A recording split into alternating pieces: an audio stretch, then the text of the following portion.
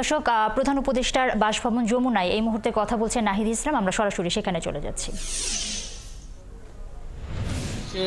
জাতীয় নিরাপত্তা এবং গণঅভ্যুত্থানের আকাঙ্ক্ষা বাস্তবায়নের লক্ষ্যে আমাদের সেই সময় দায়িত্ব গ্রহণ করাটা আমাদের কাছে মনে হয়েছিল যৌক্তিক।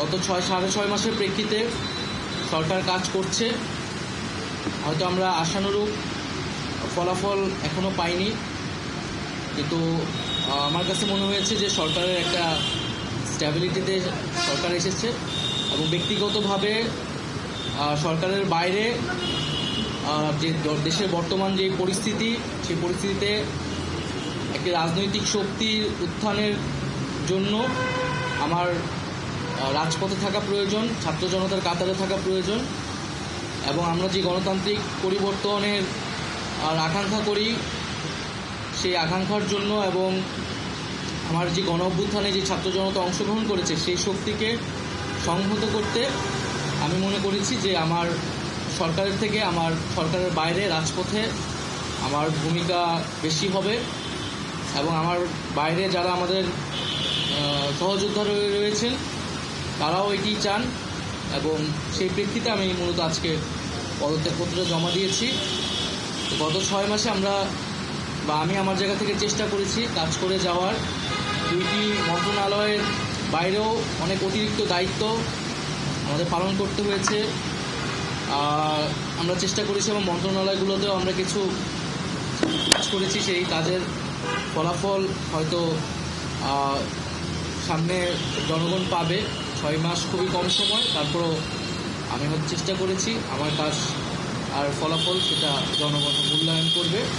তো আজকে থেকে মূলত আমি সরকারের আর কোনো দায়িত্বে নেই, এটি মূলত বলার জন্য আপনাদেরকে আজকে আমরা 3টা কোশ্চেন নিব।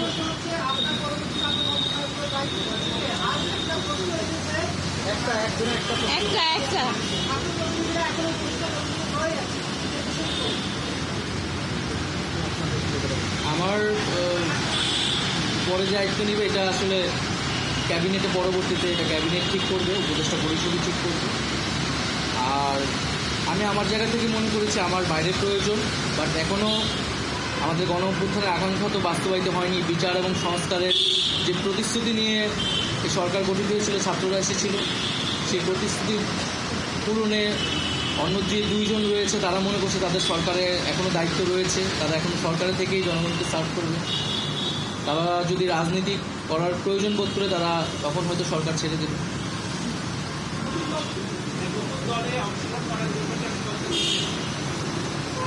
হ্যাঁ, নতুন যে রাজনৈতিক শক্তি এবং দল গঠন হচ্ছে আমি সেখানে অংশগ্রহণ করতে আমার অভিপ্রায় আছে এবং জনগণের সাথে মিশে আবারও জনগণকে ঐক্যবদ্ধ করা এবং আমাদের যে গণঅভ্যুত্থান এর যে প্রতিশ্রুতি সেটা বাস্তবায়নে মাঠে থেকে কাজ করার লক্ষ্যে আমি সরকার বলতে পেরেছি।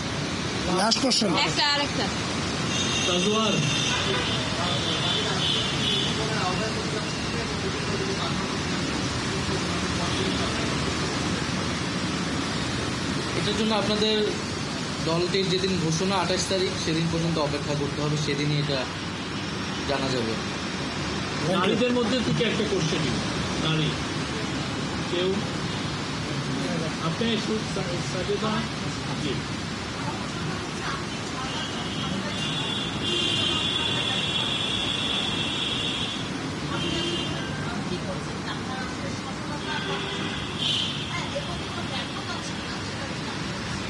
হ্যাঁ, আমাদের তো অনেক সীমাবদ্ধতা ছিলই, আমরা সেই সীমাবদ্ধতাগুলো কাটানোর চেষ্টা করেছি সবসময় এবং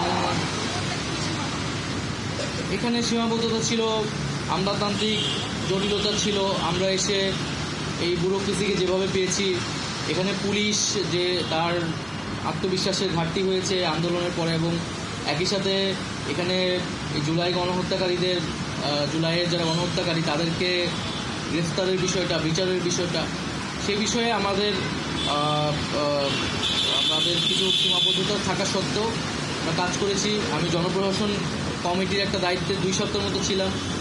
2 সপ্তাহের মিটিংয়ে আমরা সিদ্ধান্ত নিয়েছি যে যারা 18 সালের ডিসি ছিল এবং দুর্নীতির সাথে জড়িত ছিল তাদেরকে সরানোর ব্যবস্থা, এরকম কিছু উদ্যোগ আমরা নিয়েছি। এবং আমি আশা করব যে অন্তর্বর্তীকালীন সরকার সামনের দিনগুলোতে জনগণের যে আকাঙ্ক্ষা, গণঅভ্যুত্থানের যে আকাঙ্ক্ষা, সেই আকাঙ্ক্ষা বাস্তবায়নে তারা সচেষ্ট হবে এবং দেশের যে আইন শৃঙ্খলা পরিস্থিতি, সেই আইন শৃঙ্খলা পরিস্থিতি এবং দ্রব্যমূল্য নিরসনে তারা সফলতা দেখাতে পারে।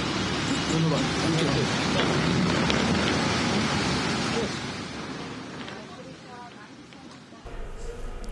দর্শক, কথা বলছিলেন নাহিদ ইসলাম। অন্তর্বর্তী সরকারের উপদেষ্টা পরিষদ থেকে তিনি পদত্যাগ করেছেন, সেই বিষয়টি তিনি সাংবাদিকদের নিশ্চিত করেছেন।